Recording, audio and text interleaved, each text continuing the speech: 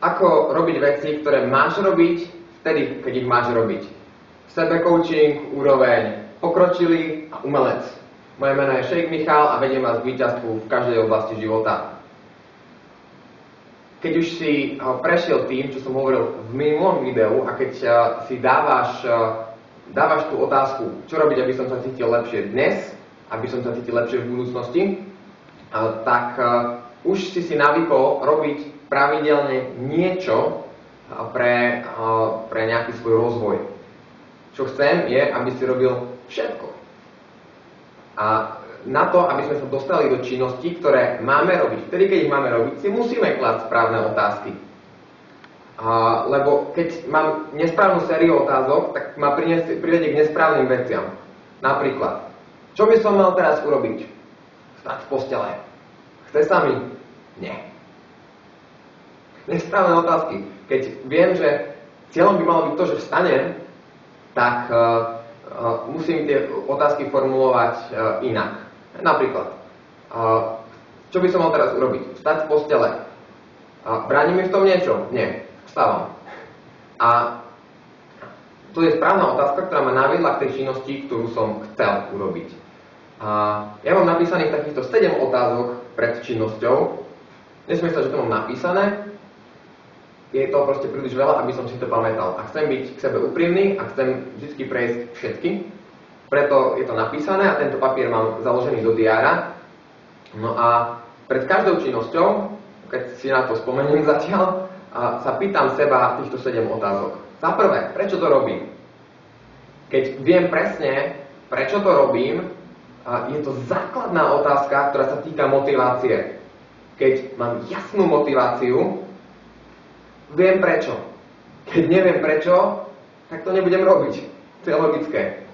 Za druhé, súvisí to s mojím poslaním. A to, čo teraz robím, viem, prečo to robím. Ale súvisí to s niečím väčším? Súvisí to s niečím, prečo som vlastne na tomto svete? Dobre, idem teraz na pivo s nejakým človekom, prečo? Lebo sa chcem s takým porozprávať. Jasné. Ale súvisí to s niečím väčším? Pomôžem ja jemu nejako? Pomôže on mne nejako? Za tretie, je toto najefektívnejšie, čo môžem pre poslanie teraz robiť? Toto je až základná otázka pre mňa špeciálne, pretože ja veľmi rád robím veci, ktoré sú dobré, miesto veci, ktoré sú najlepšie.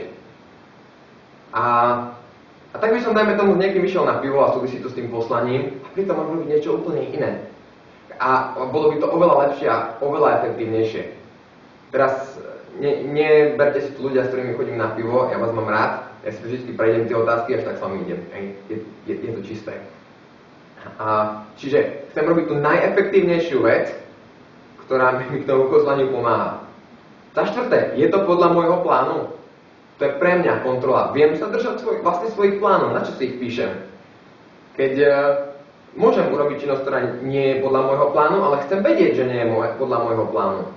A zase, keď je podľa môjho plánu, tak chcem vedieť, že sa toho svojho plánu držím. A čím lepšie sa viem držať svojich plánov, tým som efektívnejší, tým som lepší. Dá sa to nazvať duchovno, vzdelávanie, šport, tvorivá činnosť alebo práca.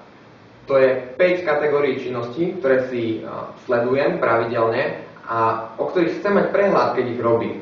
A zároveň chcem sa im venovať čo najviacej, pretože viem, že rozvíjajú mňa a majú zmysel pre ďalších. A zároveň napríklad, keď sedím povedzme za e-mailom, tak tam sa dá robiť všelijaké veci. A ja chcem vedieť, práve sa vzdelávam, pracujem, čo robím. Chcem to vedieť. A keď viem, že sa nevzdelávam a nepracujem, chcem si nájsť inú činnosť, ktorú budem robiť, aby som bol efektívnejší, aby som využil ten čas, ktorý mi bol daný. 6. otázka. Robilo by toto a teraz moje ideálne ja? Musím sa zamyslieť, aká je moja predstava o sebe, aký vlastne chcem byť a či sa momentálne v tomto okamihu správam tak, ako sa správať chcem. Či to je to, čo chcem od svojho života, to, čo chcem hlavne od seba. 7. otázka. Urobí to radosť Bohu? Táto otázka pre mňa neznamená taká, že typu, je to hriech. Sedieť pred telkou 6 hodín nie je hriech. To sa nikde nepíše, jedine, že by si tam pozeral porno.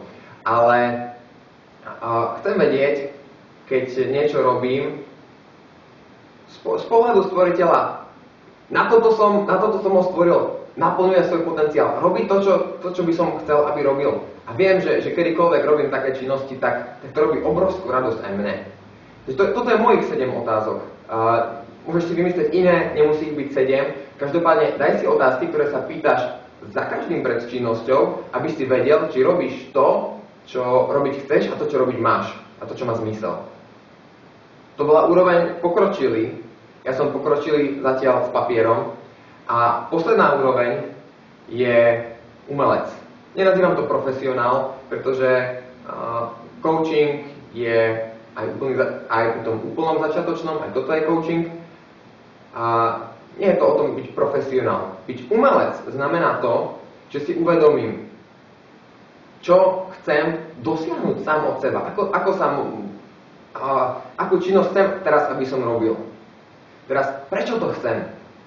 A ako umelec si na seba, na každú situáciu budem vedieť našiť tie správne otázky, ktoré ma budú hnať do tej akcie, ktorú vlastne chcem spraviť. Čiže keď prokrastinujem, neviem sa z toho vytrhnúť, začnem si klásť správne otázky, čo by som chcel, čo by som mal a dokážem si na každú situáciu navrhnúť presne tie otázky, ktoré ma do tej akcie dostanú. To je umelecká úroveň. Ja na nej zatiaľ nie som. Ale niekedy už mi to celkom ide.